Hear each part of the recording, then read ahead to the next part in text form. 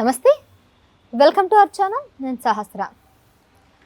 అది 1975 ఎగ్జాక్ట్గా ఇదే నెల జూన్ 25వ తారీఖున అర్ధరాత్రి 12 గంటలకి 1975లో అత్యవసర పరిస్థితిని ప్రకటించింది. అసలు అత్యవసర పరిస్థితి ప్రకటించాల్సిన అవసరం ఏముంది? అసలు అత్యవసర పరిస్థితి అంటే ఏమిటి?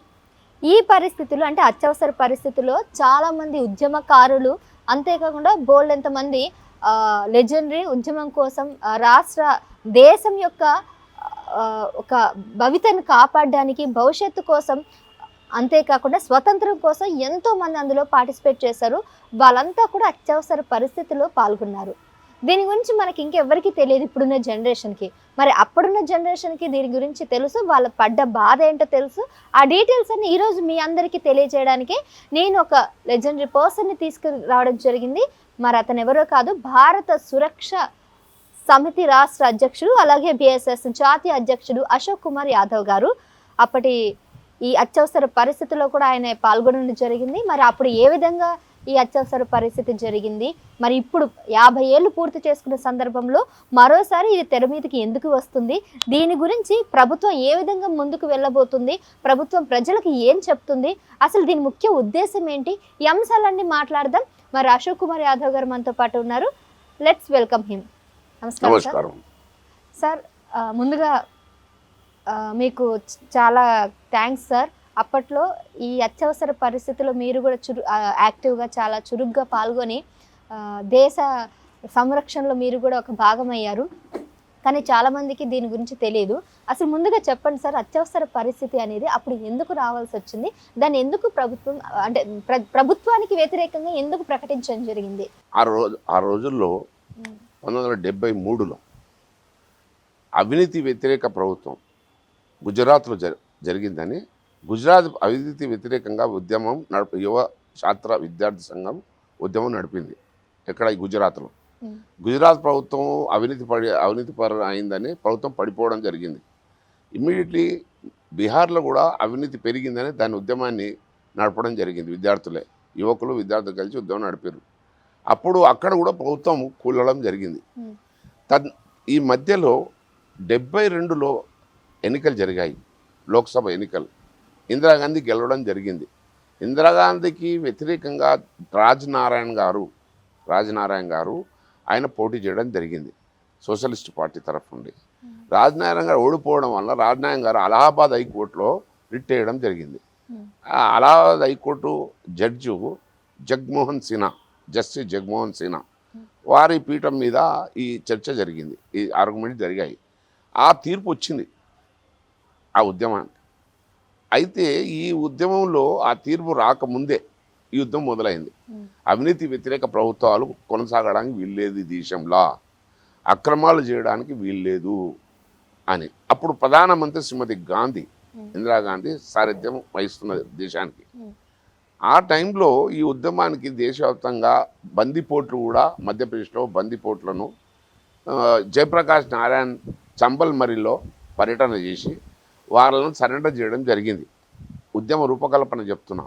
అయితే మాన్సింగ్, సురేందర్ సింగ్ని ఇద్దరిని సరెండర్ చేయడం, ఆయుధాలను కూడా అప్పచెప్పడం జరిగింది ప్రభుత్వానికి, మధ్యప్రదేశ్ ముఖ్యమంత్రికి. అయినా కూడా వాళ్ళని హతమార్చడం జరిగింది. తద్వారా లోక్నాయక్ జయప్రకాష్ నారాయణ్, ఆయన సొంత సంగ్రామ యోధుడు, మహాత్మాగాంధీ తర్వాత నెక్స్ట్ ఆప్షన్లో ఈయన జయప్రకాష్ నారాయణ్, ఆయన దీన్ని తీవ్రంగా పట్టి ప్రజాస్వామ్యం ఈ విధంగా కొనసాగలేదు ముందుకు, విశ్వసనీయత లేని ప్రభుత్వాలు ఉండజాలవు, విశ్వసనీయత ఉన్న ప్రభుత్వాలు అవసరమే, వ్యతిరేక ఉద్యమం నడపాల్సిందే, విశ్వసనీయత చాలా అవసరమే అన్న దాని మీద ఈ ప్రభుత్వము ఉండడానికి వీల్లేదని ఉద్యమ సారథ్యాన్ని వహించును. ఈ యొక్క ఉద్యమ సారథ్యం ఒక ముఖ్య ఉద్దేశం అంటే సంపూర్ణ క్రాంతి, టోటల్ రెవల్యూషన్. సంపూర్ణ క్రాంతిలో కొంతమంది వీరుల పేర్లు ఈ బుక్ లో మెన్షన్ చేస్తారు సార్. అసలు భారతీయుడ ఎమర్జెన్సీ అత్యాచార పర్వం 1975, 77 అని ఇలా ఇందులో చాలా మంది ఉద్యమకారులు ఉన్నారు, ప్రముఖులు అందరూ కూడా ఉన్నారు. అసలు మీరు చెప్పండి సార్, ఎవరెవరు ప్రముఖులు ఇందులో ఉన్నారు, ఎవరెవరు దీనికి సమర్థించారు? జాతీయ స్థాయిలో 75 మిడ్ నైట్ రాత్రి 12 గంటలకు రావడం అయింది. ఎంబడే పోలీసు దేశం మొత్తం మీద ఆ, ప్రముఖ స్థానంలో ఉన్న నాయకులందరూ కూడా ప్రముఖ స్థానంలో ఉన్న నాయకులందరినీ కూడా నిర్బంధించడం జరిగింది. ప్రభుత్వము జాతీయ స్థాయిలో అదే రాత్రి మొదటి రాత్రే ఆ రోజు జయప్రకాష్ నారాయణని, అటల్ బిహారీ వాజ్పేయిని, మొరార్జీ దేశాయిని, అదేవిధంగా మరి ఆర్ఎస్ఎస్ దేవరస్ని, బాలసాబ్ దేవరస్ని, ఈ విధంగా అనేక జాతీయ స్థాయిలో ఉన్న అగ్రజులను, ప్రతిపక్ష నాయకులను, ఎల్కే అద్వానీ గారిని, వీళ్ళందరినీ కూడా రాత్రే అరెస్ట్ చేయడం జరిగింది. ఆ రోజు రాత్రే దేశవ్యాప్తంగా ప్రముఖులు ఉన్నటువంటి నాయకులందరూ అరెస్ట్ చేయడం జరిగింది. తద్వారా తెల్లారిటకల్లా దాని ముఖ్య ఉద్దేశం అంటే పత్రికా స్వేచ్ఛను హరించడం జరిగింది. ఒకటి ఏది ఇప్పుడు అసలు ఎమర్జెన్సీ అంటే ఏంటి సార్? ఎమర్జెన్సీ అంటే ప్రభుత్వ అంతరంగిక భద్రత లేదు ప్రజాస్వామ్యంలో అని ఇందిరాగాంధీ ఎమర్జెన్సీ క్రియేట్ చేసింది. అప్పుడు ఆమె నియంతృత్వ వ్యవహారాల్లో ఆలోచనలో ఆమె చెప్పిన విధానాన్ని అనుకరించారు తప్ప ఇంకేవి అనుకరించకూడదు అనేది వాళ్ళ ఆలోచన. తద్వారా దాని యొక్క ముఖ్య ఉద్దేశం అంటే ఫస్ట్ పత్రిక నిషేధించింది, న్యాయ స్వేచ్ఛను హరించింది, పార్లమెంట్ యొక్క హక్కులను కాలరాసింది, వాక్ స్వేచ్ఛను నిర్బంధించింది ఇందిరాగాంధీ నిర్బంధించి దానికి ముఖ్య ఉద్దేశాలు 4 కండిషన్లతోనే ఎమర్జెన్సీ పెట్టింది. ఈ దేశంలో అడగడానికి వీలు లేదు, చెప్పడానికి వీలు లేదు, వినడానికి అవసరం లేదు, నేను చెప్పిందే సాధించాలి అన్న ఆలోచనతో నియంతృత్వ స్థాయిల్లో ఈ యొక్క ఎమర్జెన్సీ ప్రకటించడం జరిగింది ముఖ్య ఉద్దేశం. తద్వారా ప్రజాస్వామ్యవాదులందరూ వ్యతిరేకించారు. ఇది రాజ్యాంగం వ్యతిరేకంగా ఉన్నది కాబట్టి, ఇది ప్రజాస్వామ్యం వ్యతిరేకంగా ఉన్నది కాబట్టి, వాక్కు స్వేచ్ఛకు రాజ్యాంగంలో మొదలు కల్పించారు కాబట్టి, భారత రాజ్యాంగం లిఖిత రాజ్యాంగం మాది, సాంప్రదాయ రాజ్యాంగం మాది కాబట్టి ఈ రాజ్యాంగం ఉన్న దాన్ని కాల రాస్తే ఊరుకుండే లేదు, న్యాయ స్వేచ్ఛను హరించడానికి వీలు లేదు, వాక్ స్వేచ్ఛను హరించడానికి వీలు లేదు, పత్రికా స్వేచ్ఛను హరించడానికి వీలు లేదు. కాబట్టి దీని వ్యతిరేక ఉద్యమం ప్రారంభం అయింది. కాబట్టి ఇవన్నీ నిషేధించడం జరిగింది. ఆర్ఎస్ఎస్ను కూడా అప్పుడు నిషేధించడం జరిగింది. 2 రోజుల తర్వాత ఆర్ఎస్ఎస్ను కూడా నిషేధించడం జరిగింది. ఆర్ఎస్ఎస్తో పాటు మన ఆనంద్ మార్గ్ వాళ్ళని కూడా నిషేధించారు, నక్సలైట్లను నిషేధించారు, నక్సలైట్లను కూడా సంస్థలను నిషేధించారు.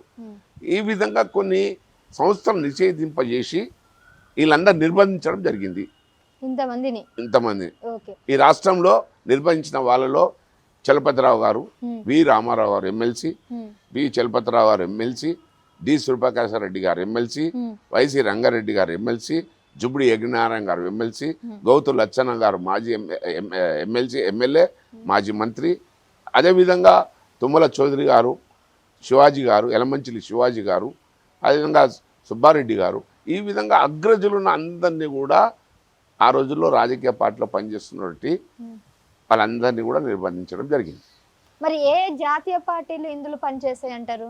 ఆ రోజుల్లో భారతీయ జనతా పార్టీ, జనసంఘ్, ఆ రోజుల్లో జనతా పార్టీ ఇప్పుడు వచ్చింది, దాని జనసంఘ్. ఓల్డ్ కాంగ్రెస్ మొరార్జీ దేశాయి, నిజలింగప్ప, ఆ కాంగ్రెస్, కాసు బ్రహ్మాందరెడ్డి ఉన్న కాంగ్రెస్, అదేవిధంగా సోషలిస్ట్ పార్టీ, అదే ములాయం సింగ్, వీళ్ళందరూ లోక పార్టీ, ఈ విధంగా చౌదరి చరణ్ సింగ్ పార్టీలు ఇవన్నీ వాళ్ళు నిర్బంధించారు.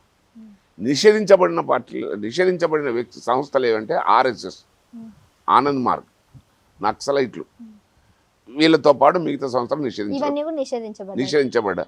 వాళ్ళని నిర్బంధించబడ్డాయి, రాజకీయ నాయకులు నిర్బంధించబడ్డారు, ఈ సంస్థలు నిషేధించబడ్డాయి. మరి ఇప్పుడు ఏ సంబంధాలతో, మరి సత్సంబంధాలు ఉన్న ఏ సంస్థలతో ఇప్పుడు ఇది ఆ ఉద్యమంలో అప్పుడు ఉద్యమంలో ప్రత్యేకంగా 5 రాజకీయ పార్టీలు పనిచేశాయి. ఒకటి భారత జనసంఘ్, ఒకటి old Congress, socialist party, Kranti Dal. ఈ పార్టీలు ఏమో రాజకీయంగా పనిచేశాయి. సంస్థలు మరి రాజకీయంగా పనిచేయని పార్టీలు ఏమిరా అంటే CPIML, CPML, Marxist Leninist party, leftist party, Marxist leftist party, Leninist party, Marxist CPI, communist party of India. ఈ పార్టీలు సిపిఐ ఏమో ఎమర్జెన్సీ సమర్థించింది, సిపిఐఎంఎల్ ఏమో నిర్బంధించబడ్డారు, వాళ్ళు ఉద్యమం నడపలే వాళ్ళు. సిపిఎంఎల్ సిపిఎంఎల్ ఎంఎం పార్టీలో ఉద్యమం నడపలేదు. ఉద్యమం నడిపిన పార్టీలలో ఓల్డ్ కాంగ్రెస్, స్వతంత్ర పార్టీ గోతులచ్చన్న, జనసంఘ్ పార్టీ, సోషలిస్ట్ పార్టీలు ఉద్యమానికి సారథ్యం వహించాయి. ఈ నిషేధించబడిన సంస్థలు అయితే ఆర్ఎస్ఎస్ అవుతున్నాయో, ఈ నిషేధించిన తర్వాత యుద్ధమాన్ని కొనసాగించాలని, నిర్బంధించిన వ్యవస్థలను అందరిని రిలీజ్ చేయాలంటే ఉద్యమం సాగించాలి. దానికి లోక్నాయక్ జయప్రకాష్ నారాయణకు సారథ్యం పెట్టడం జరిగింది.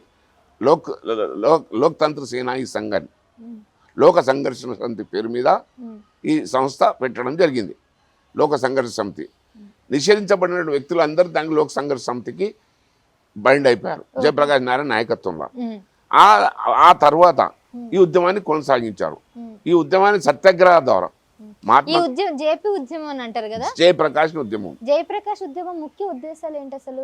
జయప్రకాష్ ఉద్యమం చెప్తే కదా, ప్రజాస్వామ్యాన్ని హతమర్చారు, వాక్కు స్వేచ్ఛను హరించారు, న్యాయ స్వేచ్ఛను నిర్బంధించారు, పత్రిక స్వేచ్ఛను నిషేధించారు.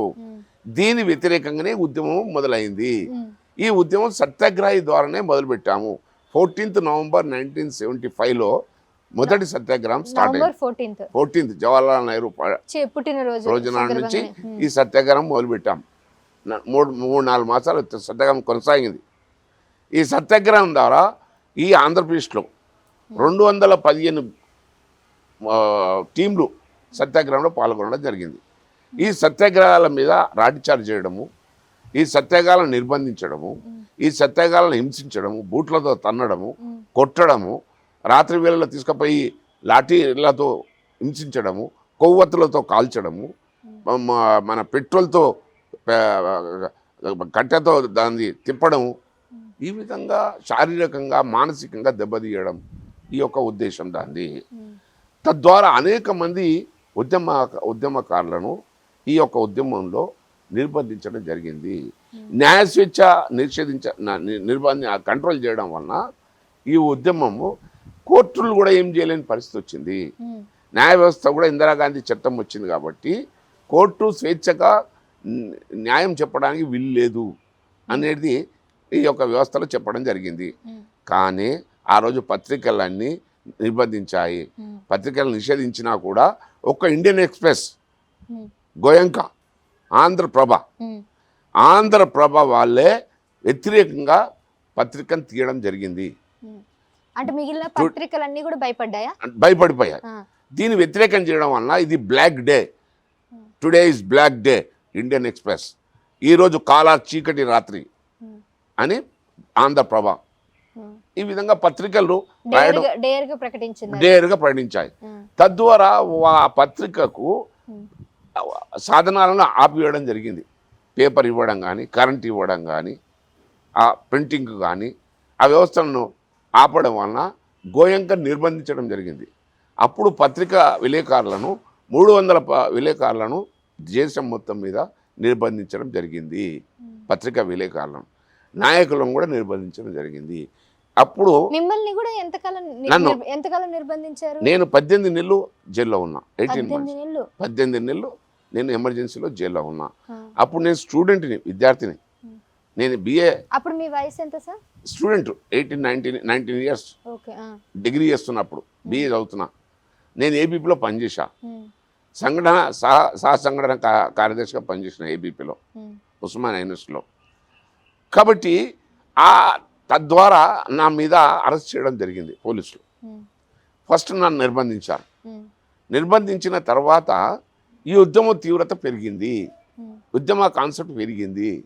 ఈ ఉద్యమంలో చాలా హింస, అత్యాచారాలు జరిగినాయి. స్వేచ్ఛ లేదన్నాడు. ఇలా రాహుల్ గాంధీ రాజ్యాంగాన్ని కూని అవుతుంది, రాజ్యాంగ పరిరక్షణ లేదు, రాజ్యాంగాన్ని హతమరుస్తున్నారు, ప్రజాస్వామ్యాన్ని హింసిస్తున్నారు అని వాదిస్తున్న రాహుల్ గాంధీ కానీ, కాంగ్రెస్ పార్టీ కానీ సిగ్గుండాలే. టోటల్ ఎమర్జెన్సీ 75లో మీరు చేసిన హింసకు ప్రపంచం ఏలెత్తి చూపింది. ఇది దేశంలో, ప్రపంచంలో పెద్ద ప్రజాస్వామ్య దేశం భారతదేశము. ఇది లిఖిత రాజ్యాంగ భారతదేశము, ఈ సాంప్రదాయ రాజ్యాంగ భారతదేశం. ఇది ఈ రాజ్యాంగాన్ని మీరే ఈ విధంగా హింసించిన వ్యక్తులే ప్రజాస్వామ్యం గురించి రాజ్యాంగం చేతిలో పట్టుకొని తిరుగుతారా అనేది మా ఉద్దేశం. సార్ ఇప్పుడు జూన్ 25వ తారీఖు ఆల్మోస్ట్ ఆగస్ట్ 15కి దగ్గరలో, అంటే ఇండిపెండెన్స్ రాకముందే ఈ అత్యవసర పరిస్థితి అప్పుడు ప్రకటించారంటారు. అవును అవును. సో ఆ తర్వాతనే ఇమీడియట్ గానే మనకి స్వతంత్రం వచ్చింది. మళ్ళా మళ్ళా 77 అది 45 లో ఎమర్జెన్సీ గురించే మాట్లాడుతాను నేను. 48 గురించి మాట్లాడతాను, 45 కాదు. 75లో నిషేధించబడితే 77 మార్చి 21 నాడు ఎత్తివేయడం జరిగింది ఎమర్జెన్సీ. ఇమీడియట్ గానే 2 years 75, 76, 77 ఒక 2 సంవత్సరాలు ఎమర్జెన్సీ 21 months ఎమర్జెన్సీ ఉన్నది. ఎన్నికలు జరిగాయి, ఇందిరాగాంధీ ప్రకటించింది ఎన్నికలు పెట్టిన తర్వాత భారతీయ జనసంఘ్, ఓల్డ్ కాంగ్రెసు, సోషలిస్ట్ పార్టీలు, ఈ క్రాంతి దళ్ళు వీళ్ళందరూ కలిసి ఒకటే పార్టీ పెట్టి అది జనతా పార్టీ పెట్టారు. జనతా పార్టీ మీద ఎన్నికలు పోవడం జరిగింది. ఎన్నికలు పోయిన తర్వాత ఇందిరాగాంధీని ఓడించారు, సంజయ్ గాంధీని ఓడించారు, కాంగ్రెస్ మొత్తము ఓడిపోవడం జరిగింది. అప్పుడు మొరార్జీ దేశాయి ప్రధానమంత్రి అయ్యాడు 70 మార్చి 21 నాడు. అన్ని ఎవరే సంస్థలు నిషేధించబడ్డాయో ఆ సంస్థల పునర్నిర్మాణం జరిగింది. దాని యొక్క ముఖ్య ఉద్దేశం. కాబట్టి ఇలా ప్రభుత్వాలు మారుతున్నాయి. ప్రజాస్వామ్యంలో ప్రభుత్వం మారడం సహజం. మొట్టమొదటి ప్రతిపక్ష పార్టీ జాతీయ స్థాయిలో అధికార పార్టీ కాగలిగింది అంటే ఇలాంటి స్థాయిలు రావడం వల్లనే. ఈ అన్యాయం వ్యతిరేకంగా, అక్రమాలకు వ్యతిరేకంగా, అవినీతికి వ్యతిరేకంగా, కుట్రలు పంటున్న వ్యక్తుల ఏకంగా ఉద్యమం సాగడం జరిగింది. దానికి జయప్రకాష్ నారాయణ సారథ్యం వహించారు. రైట్ సార్, మీరు ఆ విద్యార్థి ఉన్నప్పటి టైం నుంచి కూడా ఈ ఉద్యమంలో పార్టిసిపేట్ చేశారు. మొదటి నుంచి కూడా బీజేపీ అంటే ఏబీవీపీ భావజాలాలతో ఉన్నారు. ఇప్పుడు బీజేపీలో కొద్దిగా యాక్టివ్గా ఉన్నారు. సో ఇప్పుడు ప్రస్తుతం మీరు ఎట్లా బీజేపీతో ఏ విధంగా పనిచేస్తున్నారు? ఇది బీజేపీ వ్యతిరేక వ్యవస్థ కాదు. ఇది ఈ జాతీయ భావాలతో కూడిన ఉద్యమ క్రాంతి దళ, ఇది క్రాంతి సంస్థ. ఇది దీనికి బీజేపీలో ఉన్న ఆనాటి ఉన్న వ్యక్తులందరూ, యుద్ధంలో పాల్గొన్న వాళ్ళందరూ బీజేపీలోనే ఉన్నారు. ఆ రోజుల్లో పనిచేసిన వాళ్ళందరూ జాతీయ భావాలు కలిగిన వాళ్ళు. కాబట్టి పార్టీ వ్యతిరేకం అంటూ కాదు ఇది, జాతీయ ప్రభుత్వాలకు వ్యతిరేకం అంటూ కాదు ఇది. దీనికి ప్రభుత్వమే, కేంద్ర ప్రభుత్వమే దీన్ని బ్లాక్ డేగా నడిపిస్తుంది. ఈ మోదీ గారు వచ్చిన తర్వాత కూడా బ్లాక్ నిరసన కారు చీకటి రోజు, అది చీకటి రోజు, అమావాస్య రోజు, అది ప్రజాస్వామ్య అమావాస్య రోజు.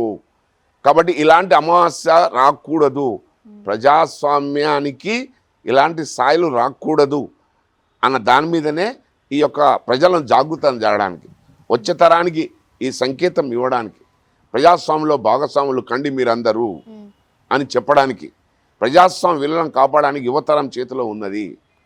నేను రిక్వెస్ట్ చేస్తున్నా ప్రజలను, యువతరం.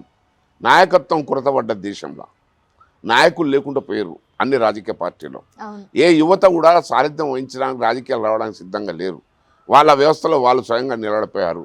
ఎందువల్ల అంటే ఆ రోజుల్లో పోరాటం చేసిన యోధులను, ఆ రోజుల్లో అనేక మందిని హింసించడం జరిగింది.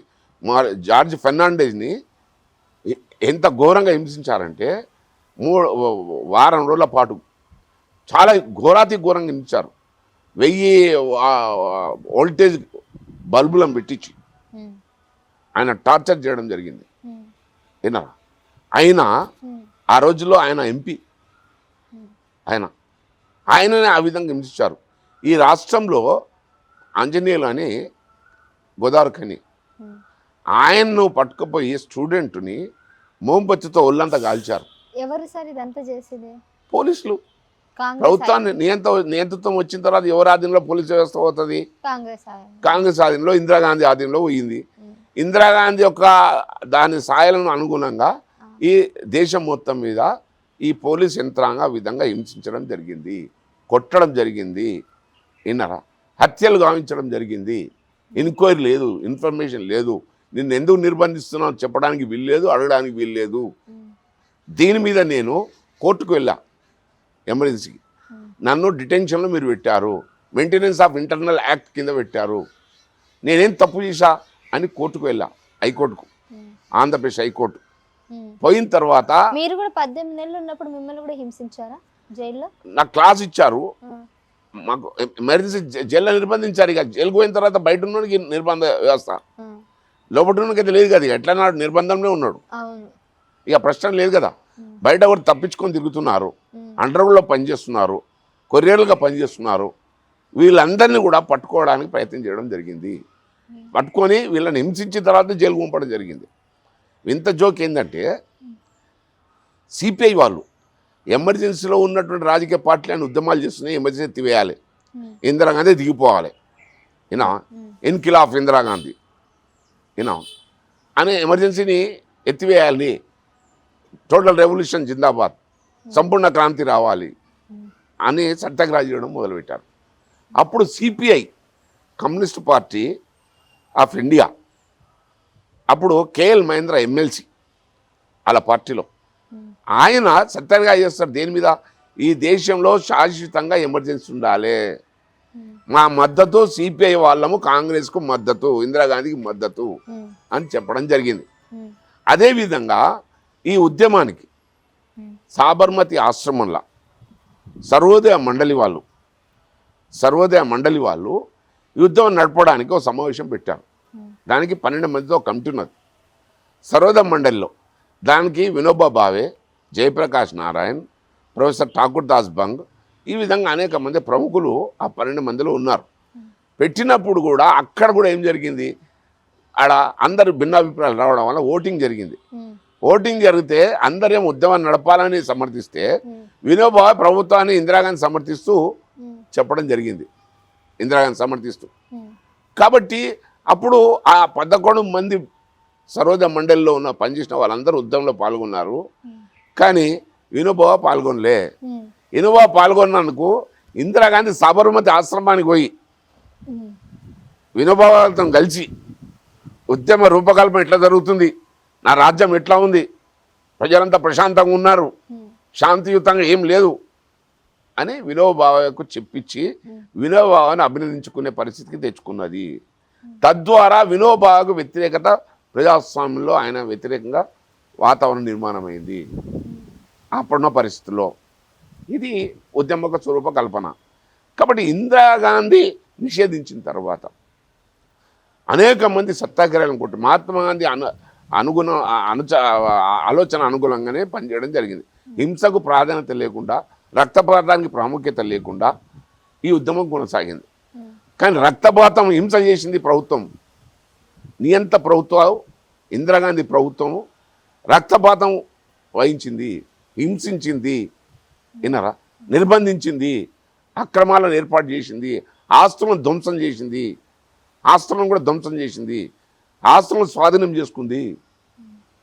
విన్నా, ఈ విధంగా ప్రజాస్వామ్యాన్ని అల్లకొల్లోలం చేసింది ఆ టైంలో. సరే, ఇప్పుడు మీరు బీజేపీలో ఉంటున్నారు, అట్ ది సేమ్ టైం భారత సురక్ష సమితిలో రాష్ట్ర అధ్యక్షుడిగా ఉన్నారు. రెండింటిని ఎలా బ్యాలెన్స్ చేస్తున్నారు అసలు? ఇదేమో ఆ రోజుల్లో ఉద్యమానికి అనుగుణంగానే చేయడం జరిగింది. ఈ వ్యవస్థ రాజకీయ పార్టీతో నిమిత్తం లేదు, సంబంధం లేదు. ఇది అటానమస్ బాడీ, ఇది అటానమస్ సంస్థ. ఈ సంస్థలో ఓల్డ్ కాంగ్రెస్ ఉన్నది, ఈ సంస్థలో సోషలిస్టులు ఉన్నారు, లెఫ్టిస్టులు ఆ రోజులో ఉద్యమం చేయలే కదా. వాళ్ళు ఉద్యమం చేయనప్పుడు ఎట్లుంటారు, వాళ్ళు ఉంటారు కదా. ఆ రోజు వాళ్ళు ఉద్యమం చేయలే, నిర్బంధించబడ్డారు. సిపిఎం వాళ్ళు నిర్బంధించబడ్డారు, ఇందులో లేరు. అదే ఆనంద్ మార్గ వాళ్ళు కూడా నిర్బంధించబడ్డారు, ఉద్యమం చేయలే వాళ్ళు. ఆనంద్ మార్గ, అది జమాతే ఇస్లామీ వాళ్ళు నిర్బంధించబడ్డారు, ఉద్యమం చేయలే, కానీ నిషేధించబడింది. అది జమాతే ఇస్లాం వాళ్ళు నిషేధించబడింది, నిర్బంధించబడ్డారు, కానీ ఉద్యమం చేయలేదు. ఆ రోజుల్లో ప్రజాస్వామ్యం గురించి విన్నారా. ఆ రోజుల్లో ఆ ఉద్యమానికి నడిపిన 5 రాజకీయ పార్టీలతో సహా విద్యార్థి పరిషత్తు, విశ్వ హిందూ పరిషత్తు, జాతీయ భావాలు కలిగినటువంటి సంస్థలన్నీ కలిపి ఉద్యమాన్ని నడిపాయి. ఓకే, సో అందు గురించి మీరు ఇప్పుడు దీనికి పొలిటికల్కి ఎటువంటి సంబంధం లేదు కాబట్టి బిఎస్ఎస్ అనే దాని మీద మీరు ఇప్పుడు చాలా ఫోకస్గా ఉన్నారు. ఇప్పుడు ఎవరైనా కొత్త వాళ్ళని ఎవరినైనా ఆహ్వానిస్తున్నారా ఈ సంస్థకి? విషయం ఇది సబ్జెక్ట్ ఏంటంటే ఆ రోజుల్లో నిర్మించబడిన సంఖ్య 1,23,000 మంది దేశంలో నిర్బంధించబడ్డారు. అందులో జాతీయ స్థాయిలో 5,500 మందిని దేశంలో జాతీయ నాయకులను నిర్బంధించబడ్డారు. అందులో జయప్రకాష్ నారాయణ అనుకో, అటల్ బిహారీ వాజ్పేయి అనుకో, ఎల్కే అద్వానీ అనుకో, సుందర్ సింగ్ భండారిని అనుకో, అదేవిధంగా మధు దండవతిని అనుకో, జార్జ్ ఫెర్నాండెజ్ని అనుకో, వినరా? ఈ విధంగా జాతీయ స్థాయిలో ఉన్న నాయకులు అందరిని నిర్బంధించారు. దాంతోపాటు ఈ రాష్ట్రంలో ఉన్నటువంటి వ్యక్తులను కూడా నిర్బంధించడం జరిగింది. అయితే అప్పుడు మీసాలో ఈ రాష్ట్రం నుంచి 453 మంది నిర్బంధించబడ్డారు. అందులో నేను ఒక్కరిని. 453 మందిని. ఇందులో సత్యాగ్రహులను 1,500 మందిని నిర్బంధించబడ్డారు ఈ రాష్ట్రం సత్యాగ్రహం చేస్తే. అయితే నెల 15 రోజుల వరకు కూడా కోర్టు జైలుకు పంపాయి, శిక్ష వేయడం జరిగింది. 6 నెలలు జైలుకు పంపారు, 1 సంవత్సరం జైలుకు పంపారు, శిక్ష వేశారు. నువ్వు సత్యాగ్రహం చేసినావు కాబట్టి నీకు దీనికి అనుభవించాల్సింది నువ్వు 1 ఇయర్. ఎందువల్ల మహబూబ్ నగర్లో నారాయణపేట వాళ్ళకు జరిగింది, తాండ్రు వాళ్ళకు 6 నెలలు చేశారు. ఈ విధంగా కోర్టులకు కూడా స్వేచ్ఛ లేదు. ఈ నిర్బంధ ఉద్యమానికి కోర్టులు కూడా మా వెంబడి సహకరించే పరిస్థితి లేకుండే, సహకరించలేదు. వ్యవస్థలు కుప్పగూలిపోయాయి, ప్రజాస్వామ్యం మంటగలిచిపోయింది, నియంత్రణ స్థాయిలు వచ్చేసాయి. ఇందిరాగాంధీ నియంతృత్వం వహించింది. ఇది ఒక ముఖ్య సారాంశం. ఇక ఫైనల్ గా ఏం చెప్పదలుచుకున్నారు ప్రజలకు? కానీ ఇప్పుడు జూన్ 25వ తారీఖు రాబోతుంది. సో నేషనల్ లెవెల్ గా నాకు తెలిసి ఢిల్లీలో కూడా మీరంతా కూడా కమిటీ సమావేశాలు ఏర్పాటు చేస్తున్నారని నాకు తెలిసింది. సో ఇప్పుడు రాష్ట్ర స్థాయిలో ఏ విధంగా ఉండబోతుంది? మీరు ఫైనల్ గా ప్రజలకు ఏం చెప్పదలుచుకున్నారు? ఇప్పుడు కేంద్ర ప్రభుత్వం అన్ని రాష్ట్రాల్లో బ్లాక్ డే చేయబోతుంది. కేంద్ర ప్రభుత్వం అధికారికంగా ఈ జూన్ 25 అదేవిధంగా నిషేధించబడిన డే కాబట్టి, అది బ్లాక్ డే కాబట్టి, అది ప్రభుత్వ పరంగా రాజకీయ పార్టీ భారతీయ జనతా పార్టీ దేశం మొత్తం మీద వీళ్ళను పిలిచి అభినందించబోతుంది ఈ ఉద్యమకారులను, ఆ రోజుల్లో ఉద్యమకారులను. ఇప్పుడు నేను చెప్పబోతుంది ఏంటంటే, ఈ ఉద్యమకారులు ఆ రోజుల్లో ఉద్యమాలు చేసిన వాళ్లకు ప్రభుత్వం కోఆర్డినేట్ చేయవలసిన అవసరం ఉంది, సహకరించవలసిన అవసరం ఉంది. ఆర్థికంగా ఇబ్బందులు ఎదుర్కొంటున్నారు, చాలా కుప్పగూలిపోయారు. వాళ్లకు పెన్షన్స్ ఇవ్వండి, వాళ్లకు గౌరవ వేతనం ఇవ్వండి, అదేవిధంగా మెడికల్ హెల్త్ కార్డు ఇవ్వండి. వాళ్లకు టార్గెట్ వద్దు, మాకు ఎంత ఖర్చైనా ₹1,00,00,000 ప్రభుత్వం ఇవ్వవలసిందే. అదేవిధంగా మరి ఆ కుటుంబాలకు, ఏ కుటుంబాలనో ఆర్థిక స్థితి లేని వ్యక్తులకు ఆదుకోవాల్సిన అవసరం ఉన్నది. వాళ్ళ గుర్తింపుగా అవార్డ్స్ ఇవ్వాలి. అయితే ఆర్థిక వ్యవస్థలో ఇప్పుడు ఉన్నది కాబట్టి మేము కోరుతున్న ప్రభుత్వాన్ని, ఒకటేమో ప్రధానమంత్రిని నేను కలిశాను, రాష్ట్రపతిని కలిశాము. నేను రాష్ట్రపతిని కలిశాను 2 years బ్యాక్. పార్లమెంట్ సభ్యులతో 44 మంది ఎంపీలతో కలిశాము. దీని పెద్ద ఎత్తున మూవ్మెంట్స్ పెట్టాము ఈ వ్యవస్థలో. అయితే 13 రాష్ట్రాల్లో పెన్షన్ ఇస్తున్నారు ఇప్పుడు. 13 రాష్ట్రాల్లో, మధ్యప్రదేశ్, రాజస్థాను, ఉత్తరప్రదేశ్, ఛత్తీస్గఢ్, మహారాష్ట్ర, ఈ విధంగా 13 రాష్ట్రాల్లో పెన్షన్స్ ఇవ్వడం జరుగుతుంది. కాబట్టి ఈ యుద్ధం జాతీయ ఉద్యమం. ఇది మన మోదీ గారు ఏం చెప్తున్నారు? 1 nation 1 pension, 1 nation 1 card, 1 nation 1 education, 1 nation 1 education system, 1 nation 1 election, 1 election 1 election అంటారు. కాదు 1 నేషన్ 1 పెన్షన్ మేము అడుగుతున్నాం. ఆయా రాష్ట్రాల్లో ఆయా రాష్ట్రాలు అలా విధంగా ఉన్నది. ఇప్పుడు మధ్యప్రదేశ్లో 30,000 ఇస్తున్నారండి, మహారాష్ట్రలో 10,000 ఇస్తున్నారండి, బీహార్లో 20,000 ఇస్తున్నారండి, ఛత్తీస్గఢ్లో 10,000 ఇస్తున్నారండి, ఆంధ్రప్రదేశ్ 0. దక్షిణ భారతదేశంలో ఎక్కడ కూడా రావడం లేదు, ఎక్కడ కూడా లేదు. ప్రభుత్వాలు ఉన్నాయి. గుజరాత్లో 25 సంవత్సరాల నుంచి ప్రభుత్వం ఉంది, ఇవ్వడం లేదు. అదే పాండిచేరిలో ప్రభుత్వం ఉంది, ఇవ్వడం లేదు. గోవాలో ప్రభుత్వం ఉంది, ఇవ్వడం లేదు. కేంద్ర రాష్ట్ర ప్రభుత్వాల్లో మిగతా మేఘాలయ కానీ, మణిపూర్ కానీ, త్రిపురలో కానీ ప్రభుత్వాలు ఉన్న జాగాలో కూడా ఇవ్వడం లేదు. కాబట్టి ఈ ఉద్యమం జాతీయ ఉద్యమం, ఇది ప్రాంతీయ ఉద్యమాలు కావు. కాబట్టి జాతీయ ఉద్యమానికి ఉద్యమకారులకు గుర్తించవలసిన అవసరం ఉంది. చరిత్రలో పాఠ్య అంశాల్లో ఈ చరిత్రను రాయవాలని కోరుతా ఉన్నాం. యూజీసీ వాళ్ళతో మాట్లాడడం జరిగింది. ఆ రోజు మానవ వనరుల శాఖ మంత్రి ఏం చెప్పాడు? నేను యూజీసీ చైర్మన్ పిలిపించి ఈ చరిత్రను రాయమని చెప్తాను. జోడించమని చెప్తాను, పాఠ్యాంశాల్లో జోడించమని చెప్తాను. ఈ తరానికి ఎమర్జెన్సీ ఏందో అర్థం కావడం లేదు, ప్రజాస్వామ్యం విలువలు ఏందో తెలియకపోతున్నాయి. ఈ స్థాయిలను గిట్ట పరిశోధన జరిగితే ప్రజాస్వామ్యం వరదిల్లుతుంది, లేదంటే కుప్పగూలితే దీన్ని పట్టించుకుని నాదుడు లేకుండా పోతాడు. ఈ పరిస్థితి రాకుండా ముందే ఈ చరిత్రను మనం పునరాంకితం కావాల్సిన అవసరం ఉంది, తిరిగి రాయాల్సిన అవసరం ఉంది. రెండో స్వతంత్ర సంగ్రామ ఉద్యమం ఇది. మొదటి సంగ్రామ ఉద్యమం స్వతంత్ర భారత బ్రిటిష్కు వ్యతిరేకం చేస్తే, రెండో సంగ్రామ ఉద్యమం ఇందిరాగాంధీ వ్యతిరేకం చేసింది. ఈ ఇందిరాగాంధీ వ్యతిరేకం చేసిన వ్యక్తులను ఆదుకోవాల్సిన అవసరం ఉన్నది.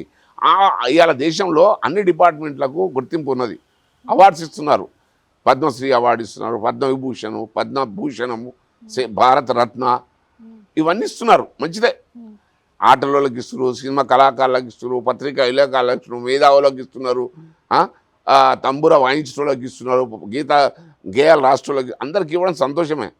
నేను అడుగుతున్నా, ఈ యొక్క దేశభక్తులకు ఇవ్వకపోవడానికి కారణమేంది?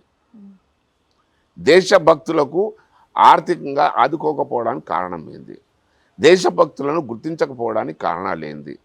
దేశభక్తులు అవసరం లేదా ఈ దేశానికి? ఇలా బార్డర్లో ఉన్న మిలిటరీ వాళ్ళకు కూడా అవార్డ్స్ ఇస్తున్నాం చనిపోతే, అలా కావాల్సిన వ్యవస్థ ఏర్పాటు చేస్తున్నాం. వీళ్ళని ఏం అపేక్షించలేదు, ఆ రోజుల్లో ఏం ఆశించలేదు. కుటుంబాలు నాశనమైపోయినాయి, పిల్లలు చదువుకునే పరిస్థితుల్లో ఆర్థిక స్థితి లేక చదువులు వదుకున్నారు. ఆ రోజుల్లో ఉద్యోగాలు పనిచేయలేని పరిస్థితులు వచ్చింది, చదువుకోలేని పరిస్థితులు ఏర్పడ్డాయి, కుటుంబాలు సర్వనాశనం అయిపోయాయి ఈ కుటుంబ వ్యవస్థలో. ఇప్పుడు కూడా రాజకీయాల్లో వాళ్ళకు ప్రాధాన్యత లేకుండా పోయింది ప్రభుత్వం. నేను రిక్వెస్ట్ చేస్తున్నా కేంద్ర ప్రభుత్వాన్ని, ప్రధానమంత్రిని కూడా నేను చెప్తున్నా, వీళ్ళని నామినేట్ పోస్టులు ఎందుకు కేటాయించడం లేదు? ఎందువల్లంటే ఇప్పుడు వచ్చిన ప్రభుత్వ ఉద్యోగంలో పనిచేసే వాళ్ళకు మళ్ళీ నామినేట్ పోస్టులు వస్తున్నాయి. పార్టీల ఫిరాయింపులు, ఇప్పుడు పార్టీల ఫిరాయింపులు ఎంత ఘోరంగా జరిగాయంటే, సిద్ధాంతం లేని రాజకీయ ఆధిపత్యం కావాలి.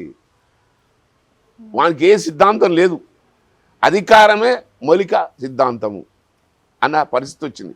ఆ రోజుల్లో మేము సిద్ధాంతంగా పోరాటం చేశాం. పార్టీ ఫిరాయించాలి, ఇందిరాగాంధీ ఇంత హింసించిన, ఇందిరాగాంధీ వ్యతిరేక ఉద్యమాన్ని నడిపామే కానీ ఇందిరాగాంధీకి మేము సరెండర్ కాలేము ఆ రోజుల్లో. ఈ రోజుల్లో పరిస్థితి లేదు. అన్ని రాజకీయ పార్టీలలో ఏం చేస్తున్నారంటే, అన్ని రాజకీయ పార్టీలు ఏ పార్టీ అధికారంకి వస్తే ఆ పార్టీలోకి వెళ్ళిపోతున్నారు. వానికి అధికారం ఇమ్మీడియట్ వస్తుంది, కానీ కార్యకర్తకు అధికారం రావడం లేదు, కార్యకర్తను గుర్తించడం లేదు, కార్యకర్తకు అవార్డు ఇవ్వడం లేదు, కార్యకర్తలకు రివార్డు ఇవ్వడం లేదు. ప్రజాస్వామ్యంలో దేశభక్తులు అంతరంగ భద్రత కింద పోరాటం చేసిన యోధులను గుర్తించినప్పుడు వచ్చే తరాలు దీన్ని స్ఫూర్తి తీసుకుంటాయి.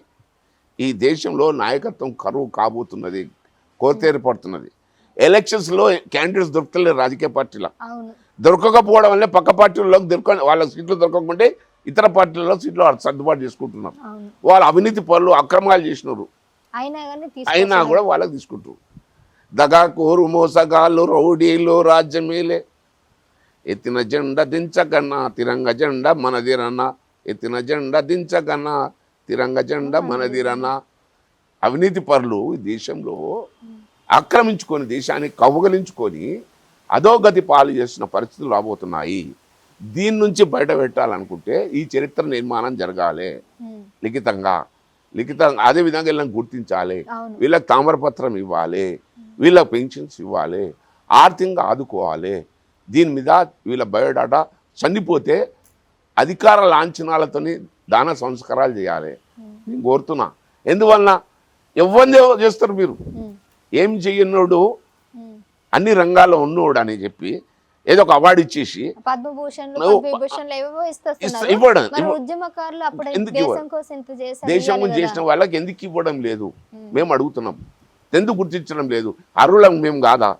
నేను అనేక ఉద్యమాలు చేశా, నేను 32 సార్లు జైలుకి వెళ్ళా, 32 అనేక రంగాల్లో నేను ఉద్యమాలు చేశా, ప్రజల సమస్యల మీద పోరాటాలు చేశాం. కానీ సిద్ధాంతాన్ని వదులుకొని చేయలేదు మేము, సిద్ధాంత పరిధిలోనే చేశాం మేము. ఇవాళ పరిస్థితి ఏంది? ఈ ఉద్యమకాల పరిస్థితి ఏంది? ప్రజాస్వామ్య పరిరక్షణలో ఆ రోజుల్లో ఉద్యమాలు చేసిన వాళ్ళు రావడం వల్లనే ప్రభుత్వాలు మారడం జరిగింది. అధికార పక్షాన్ని దించి ప్రతిపక్షం అధికారం రావడం జరిగింది. అధికార పక్షంలో వచ్చిన తర్వాత కార్యకర్తలను మర్చిపోతే ప్రభుత్వాలు నిలబడలేవు, నిలకడగా ఉండలేవు, మళ్ళా నియంత్రణతో స్థాయిలు ఏర్పడతాయి. ఈ ప్రజాస్వామ్యంలో. మళ్ళీ ఖచ్చితంగా మళ్ళీ ఒక బ్లాక్ డే వస్తుంది. బ్లాక్ డే రావచ్చు, మళ్ళొక్క నియంత్రణ రావచ్చు. రాకముందే ఈ ఉద్యమాన్ని గుర్తించవలసిన అవసరం ఉంది.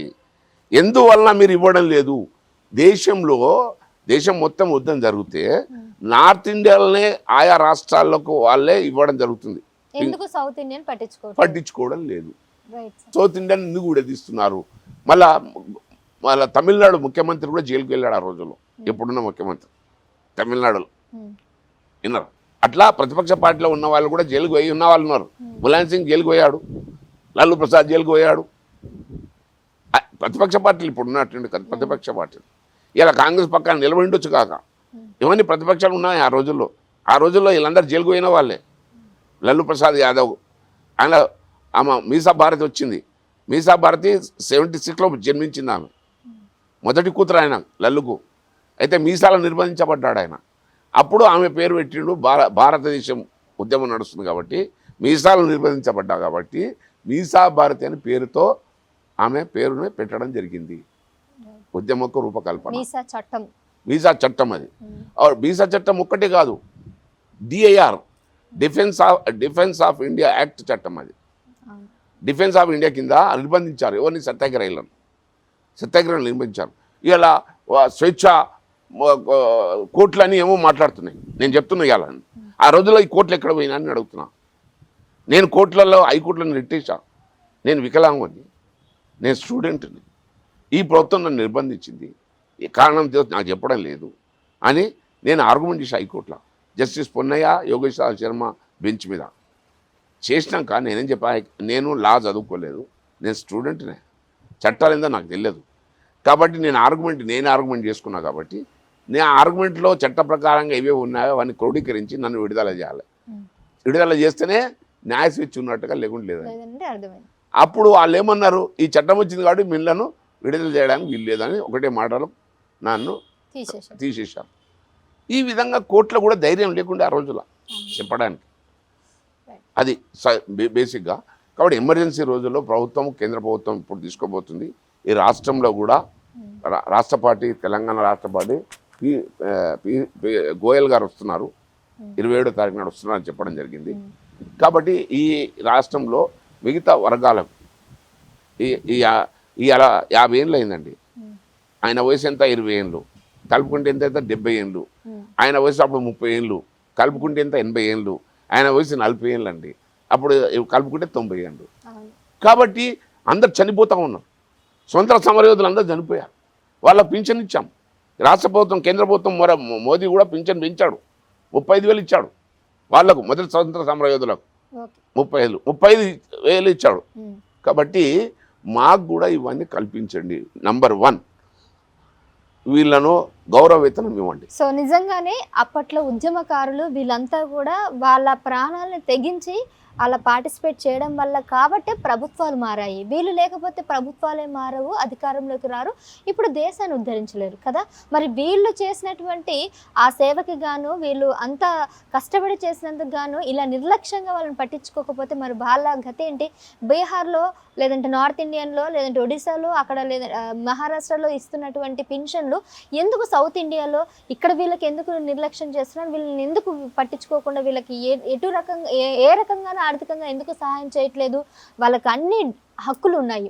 ఎందుకంటే ఇప్పుడు వాళ్ళు అప్పుడు కష్టపడి ఉద్యమకారులుగా ఉండి ప్రభుత్వాన్ని తీసుకొచ్చేదానికి వీళ్ళే ముఖ్య ఒక పాత్ర పోషించిన వాళ్ళు. కనీసం పదవులు అక్కర్లేదు వాళ్ళకి పెద్ద పెద్ద ఇవ్వాల్సిన అవసరం లేదు, అవార్డులు కూడా అవసరం లేదు, ఏం అవసరం లేదు. వాళ్ళకి అడిగేది ఒకే ఒక డిమాండ్ ఏంటంటే ఖచ్చితమైనటువంటి ఆర్థిక సహాయము. అంతేకాకుండా ఎటువంటి ఇష్యూస్ అంటే హెల్త్ పరంగా వచ్చినా కానీ హెల్త్ కార్డ్స్ చేయాలి, దానికి అన్లిమిటెడ్ ఉండాలి, కండిషన్స్ లేకుండా కావాలి, కనీసం బయటికి ఎక్కడికైనా పోయినా మినిమం గౌరవం కావాలి. ఖచ్చితంగా వీళ్ళు ఉన్నందువల్లనే ఇంత మనం సాధించగలం అన్నటువంటి ఆ గౌరవం వాళ్ళకు దక్కాలనేది వీళ్ళ చిన్న డిమాండ్స్. ఈ డిమాండ్స్ కోసం ఇప్పుడు మరొకసారి వీళ్ళంతా కూడా ఈ జూన్ 26వ తారీఖున నేతలందరినీ కూడా కలవడం జరుగుతుంది. వాళ్ళ యొక్క ప్రతిపాదనలు అయితే వాళ్ళ ముందు అయితే ఉంచడం జరుగుతుంది. మరి ప్రభుత్వం ఎటువంటి నిర్ణయం తీసుకుంటుందో చూడాలి. ఇప్పటికి కూడా ప్రభుత్వం నిర్లక్ష్యంగా ఉంటే మరో బ్లాక్ డే ఉంటుంది. అప్పుడు ఆ నియంత్రిత పాలనని ఎలా వీళ్ళు నిర్బంధించి ఎలా వ్యతిరేకించారో ఇప్పుడు ఈ ప్రభుత్వాన్ని కూడా వ్యతిరేకించే పరిస్థితులు కూడా నెలకొంటాయి. మరొక అత్యవసర పరిస్థితి కూడా వచ్చే అవకాశం ఉందని కూడా హెచ్చరిస్తున్నారు. Right sir, thank you sir. మీరు అన్నట్టుగా సో ఈ నెల మీరు ఏదైతే తీసుకోబోతున్నారో మీ సమావేశంగా అవన్నీ కూడా ఖచ్చితంగా మీ డిమాండ్స్ నెరవేరాలని మేము కూడా మా ఛానల్ నుంచి కోరుకుంటున్నాం సార్. ధన్యవాదాలమ్మా. ఈ యొక్క ప్రజాస్వామ్య దేశ క్రాంతికారులను ఇలాంటి జర్నలిస్టులు రాబోయే తరాలకు స్ఫూర్తి ఇవ్వాలి. యువతరానికి ప్రోత్సహించండి. వాక్ స్వేచ్ఛను హరించకుండా చూడండి. పత్రికా స్వేచ్ఛను పరిరక్షించండి. ప్రజాస్వామ్యంలో ఉన్నటువంటి న్యాయ వ్యవస్థను శాశ్వతంగా మనం స్వేచ్ఛను కాపాడడానికి ఉద్యమాన్ని సమర్థించిన ఉద్యమకారులను మీరు సరియంగా సహకరించాలని మనవి చేస్తూ నా ఇంటర్వ్యూ తీసుకున్నందుకు మీ ఛానల్కు నా అభినందనాలు, నా వందనాలు తెలియజేస్తున్నా. భారత్ మాతాకి జై.